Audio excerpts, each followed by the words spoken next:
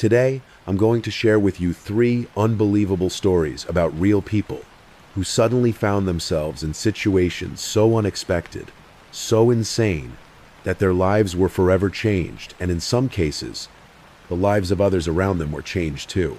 If you're someone who loves the strange, the dark, and the mysterious, told in a story format that pulls you in and refuses to let go, then you've come to the right place. That's exactly what we do here, every single week. And hey, if you enjoy this kind of content, the next time a blazing hot summer day rolls around, be kind enough to offer the like button a refreshing glass of lemonade. Just don't tell it that you use salt instead of sugar. And of course, don't forget to subscribe and turn on all notifications so you'll never miss one of our weekly uploads. Now, let's step into our first story. Story 1. The girl who walked into a legend's house. One afternoon in the early 2002, a young woman named Rose pulled her car up in front of a massive mansion perched high in the Hollywood Hills. She parked just outside the gate, sat there for a moment, gripping the steering wheel, her heart hammering in her chest, because what she was about to do was, without question, illegal. Rose was a struggling musician. She hadn't made it yet, but she burned with ambition. She believed with every fiber of her being that her music was good enough to launch her into stardom if only the right person would listen. And her plan that day was as daring as it was desperate. She was going to sneak into the mansion of one of the most famous musicians on the planet and hand-deliver her demo CD. She believed that if he heard even a single track, he'd be so blown away that he'd help her break into the industry. It was reckless, dangerous, but Rose had convinced herself it was worth the risk. She knew she could just as easily end up in handcuffs, with the police dragging her away. Still, the thought of failure scared her even more than the thought of jail. She stepped out of her car, clutching the CD in her hand, and stared up the long driveway. It twisted up the hill, leading to a towering gate that blocked the way.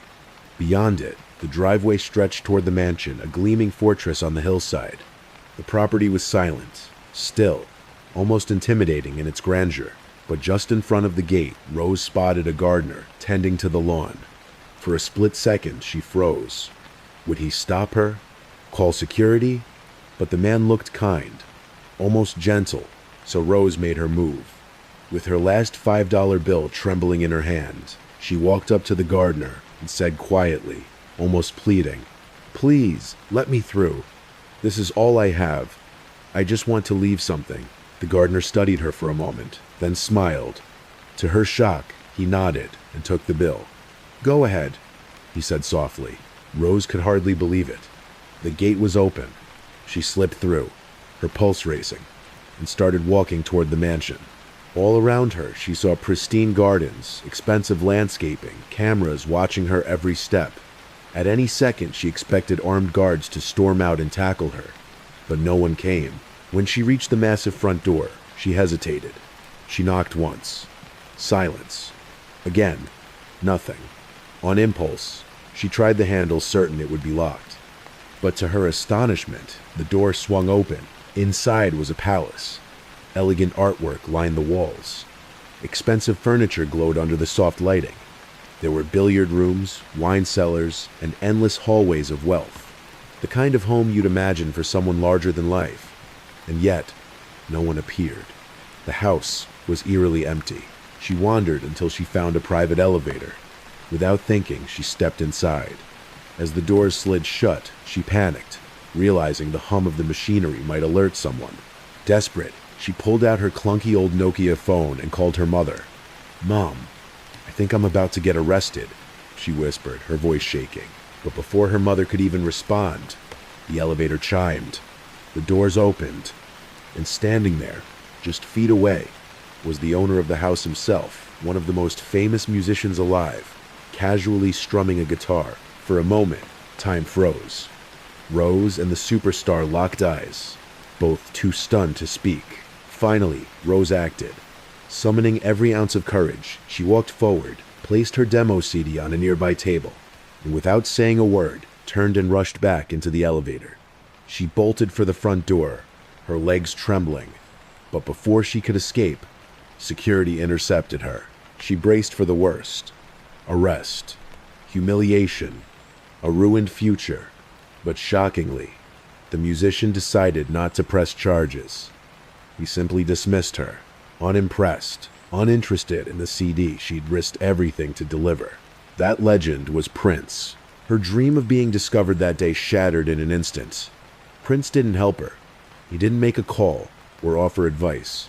He simply let her go. But fate wasn't finished with Rose. She didn't need Prince. Years later, through sheer grit and determination, she carved her own path. Her songs went multi-platinum. She sold over 100 million records worldwide. And today, you know her not as Rose, but by her stage name, her real first name, Kesha. Story 2. The actor who wanted to die. In 2008, a 50-year-old man named Carlo sat at his kitchen table in Connecticut, staring at a mountain of financial documents that seemed to grow taller every day. He had filed for bankruptcy years earlier, hoping it would be a quick solution to his financial struggles. Instead, it had become a nightmare of endless paperwork, legal complications, and a financial storm he couldn't escape. Carlo was no ordinary man. He was an actor, and in many ways, a successful one. He'd been on Broadway, performed in respected plays, and even landed parts in films and television. To his peers, he was talented and accomplished. But beneath that glossy surface, the reality was devastating. Carlo had never secured the kind of consistent, well-paying roles that could sustain his career. He was respected, but he wasn't thriving. And this mattered even more because Carlo wasn't alone. He was married, with 4 children to feed, clothe, and protect. On top of that, there was the constant, suffocating pressure of the entertainment industry, an industry where appearances mattered more than truth. Carlo couldn't let anyone know how dire his situation really was. To admit it might destroy any chance at future work. So he smiled in public, shook hands, auditioned with confidence while inside, he drowned in debt. That night, at the table, staring at the endless forms, Carlo felt himself sinking into a very dark place. For months, a single thought had been circling the edges of his mind like a vulture, and now it landed squarely. Maybe if I die, it will save them all. It wasn't that he wanted to leave this world. He loved his family, but he felt trapped, fraudulent, ashamed. If he were gone, his family would collect on his life insurance. They'd be safe, even comfortable. They'd never know how close to the edge he had really been. Quietly, he began asking his wife questions, careful, indirect questions about their policies. Eventually, she told him what he needed to know. Yes, they had a generous life insurance plan. If tragedy struck, the family would be taken care of. For Carlo, it felt like an answer, a way out. But when he began researching, his fragile plan quickly collapsed. He learned that suicides rarely trigger full payouts. Insurance companies are strict, full of loopholes designed to prevent such things. If he took his own life, his family might receive nothing. His death could end up being meaningless. So Carlo's mind twisted into darker possibilities. He considered taking up dangerous hobbies, skydiving, base jumping, extreme sports. Maybe he could accidentally die and no one would suspect. But he knew people would raise questions. This wasn't him. He wasn't the type to suddenly risk his life. Then came an even darker thought. What if he hired someone to kill him? A hitman. That way, it wouldn't be suicide. It would look like an attack. But the more he thought about it, the more impossible it seemed. People rarely get away with such things. The risk was enormous. And so, months dragged on. Carlo lived, but not because he wanted to. He lived because he couldn't find a way to die that wouldn't leave his family in ruins. With no other option, he did the only thing he had ever known. He auditioned. He auditioned for anything, small roles, side parts, anything that might bring in money. But deep down, he felt doomed. Then, late in 2008, Carlo's agent called with a strange opportunity. It wasn't glamorous, it didn't pay much, but it was a chance to appear in a big television show. His part would be small, but it would put his name on the credits. Maybe, just maybe, it could lead to more. Skeptical but desperate, Carlo accepted. When he read the script, a chill went through him. The character he was cast to play wasn't a hero or a star. He was someone who hid in plain sight, an ordinary, forgettable man. who secretly wielded immense power, and Carlo understood this role in a way no one else could, because that was his life. To the world, he was a respected actor, a family man, a success.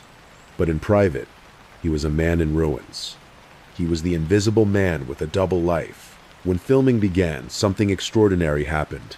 Carlo poured every ounce of his pain, his shame, his double existence into the role. He didn't just play the character, he became him. The directors were stunned. Producers began expanding his part, writing new scenes, building the show around him. The audience noticed too. What was supposed to be a minor role exploded into one of the most iconic characters in television history. And with that, Carlo's life changed forever. The man who once thought of dying for an insurance payout became a world-famous actor, earning millions, adored by fans, and nominated for multiple Emmy Awards. Carlo's full name was John Carlo Esposito, and the role that saved his life? The cold, calculating kingpin Gus Fring from Breaking Bad. Story 3. The Stranger Who Saved a Life. On the evening of Thursday, the 6th of June, 2013, a 79-year-old woman named Marilyn Walpole walked arm in arm with her husband Jim down a bustling street in Toronto, Canada. The couple, visiting from Ohio, were nearing the end of a long cross-country vacation. For weeks, they had driven through scenic towns and big cities, collecting memories like postcards. Tonight was one of their last nights before returning home, and they had just finished dinner at an Irish pub called P.J. O'Brien's. The air was warm, filled with the chatter of pedestrians and the glow of city lights. Marilyn smiled, thinking how lucky they were. After decades of marriage, they were still exploring the world together. The night felt ordinary, peaceful, perfect. But in an instant, everything shattered. As they strolled down the sidewalk, they came to a section covered by scaffolding. A building was under construction, and like so many city sidewalks, a temporary wooden tunnel had been erected beneath steel beams and planks. It was nothing unusual. People walked under scaffolding every day without a second thought, and so Marilyn and Jim did the same, stepping into the dim-lit passage, unaware of what was about to happen. Halfway through, Jim stumbled. His shoe caught on uneven ground, and he fell forward. Normally, a fall might mean scraped knees or bruised hands, but this time, he landed neck first onto a jagged piece of metal tubing jutting from the ground. The sound was sickening. A sharp cry escaped Marilyn's lips. Then blood. It poured out of Jim's neck, bright and fast, pooling across the concrete. Marilyn dropped to her knees, screaming his name, begging him to get up. But Jim was on the ground, gasping, hands clutching at his throat, blood seeping through his fingers. "Help! Somebody help us!" Marilyn cried. Two strangers on the street heard her desperation. Without hesitation, they ran toward the scene. The first man dialed 911, his voice steady as he gave their location to dispatch. The second man knelt beside Jim, stripped the scarf from around his own neck, and pressed it hard against Jim's wound. "Stay with me," the man said calmly, his voice low but commanding. "You're okay. We're stopping the bleeding. Help is on the way." Marilyn's hands shook as she looked at him. He seemed unshakable, focused, as if he'd done this 100 times before. She assumed he must be a doctor.